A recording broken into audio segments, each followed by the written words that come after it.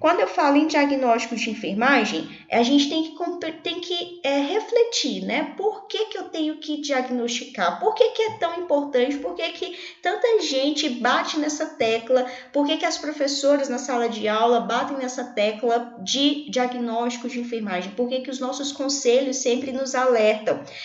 Quando nós falamos em diagnóstico de enfermagem, nós estamos falando de uma base que vai nos proporcionar a determinar intervenções necessárias, tá? Então, quando fala-se em diagnóstico de enfermagem, a justificativa é justamente essa, porque nós precisamos intervir adequadamente na necessidade do nosso paciente e o diagnóstico vai realmente evidenciar essa necessidade. Por isso que é fundamental levantarmos os diagnósticos de enfermagem e termos o diagnóstico de enfermagem como realmente um processo de raciocínio antes de utilizarmos a NANDA, tá? Então, a primeira coisa que nós temos que entender é diagnóstico de enfermagem é um processo de raciocínio e é fundamental para que você tenha facilidade no manuseio da NANDA, mas você não tem que se restringir à NANDA. A NANDA é um instrumento que vai mostrar, que na verdade vai formalizar por meio de um título diagnóstico a avaliação que você já teve com o seu paciente. Então, se você não tem essa avaliação prioritária, né, essa avaliação no primeiro momento de contato com o seu paciente, se você não faz julgamento clínico sobre o que está acontecendo, você não vai conseguir utilizar a NANDA. Então, a dificuldade em utilizar esse instrumento, não só a NANDA, mas também a CIP,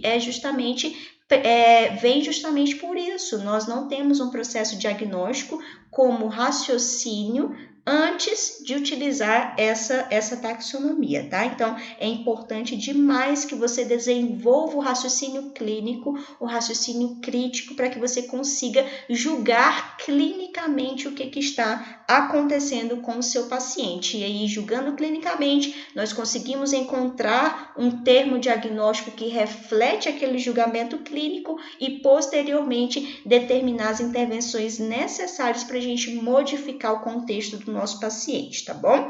Então, essa é a necessidade de fazermos um diagnóstico de enfermagem. Nós vamos falar um pouquinho sobre, de fato, a determinação do diagnóstico de enfermagem. Nós vimos na primeira aula que nós precisamos fazer uma investigação muito bem detalhada e que é importante nós termos um direcionamento em relação um direcionamento trazido por teorias de enfermagem que vão nos permitir não apenas avaliar de uma forma mais direcionada, mas também categorizar uma grande informação de dados que vão ser levantados, né? Então, muitas vezes a gente levanta tantos dados e não sabe o que fazer com eles, e as teorias nos permitem isso.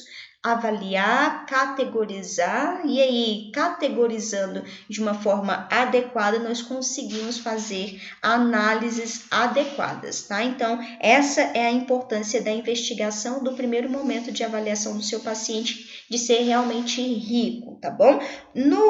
Quando nós falamos em diagnóstico de enfermagem, nós temos que lembrar que vamos buscar algumas situações, tá? A busca durante a avaliação do nosso paciente, para que a gente analise posteriormente, faça esse diagnóstico de enfermagem, causas de necessidade de saúde, né? Quais são as necessidades que o meu paciente está apresentando? Por exemplo, um paciente que tem uma lesão por pressão, essa é uma necessidade de saúde, é uma necessidade evidente de saúde. Agora, o que está causando essa necessidade de saúde? É uma paciente que está com mobilidade prejudicada, que foi o exemplo que nós utilizamos na aula anterior, é uma paciente que está restrita ao leito, é uma idosa que fez uma cirurgia de fêmur e não consegue se movimentar no leito. Essa é a causa da necessidade de saúde. Então, nós temos que buscar essas causas. Além disso, nós vamos avaliar esse paciente buscando também fatores que aumentam a vulnerabilidade para as necessidades de saúde, tá? Então, por exemplo, se esse paciente tem um risco de queda, que tem como fator de risco a acuidade visual diminuída. Então, esse é um fator que aumenta a vulnerabilidade de necessidade de saúde. Nós temos que identificar também. E, além disso, durante a nossa investigação, nós vamos avaliar e procurar as potencialidades para melhores condições de saúde. Aí nós vamos ter posteriormente os diagnósticos de promoção da saúde, tá? Então, esses tópicos são extremamente importantes de serem avaliados.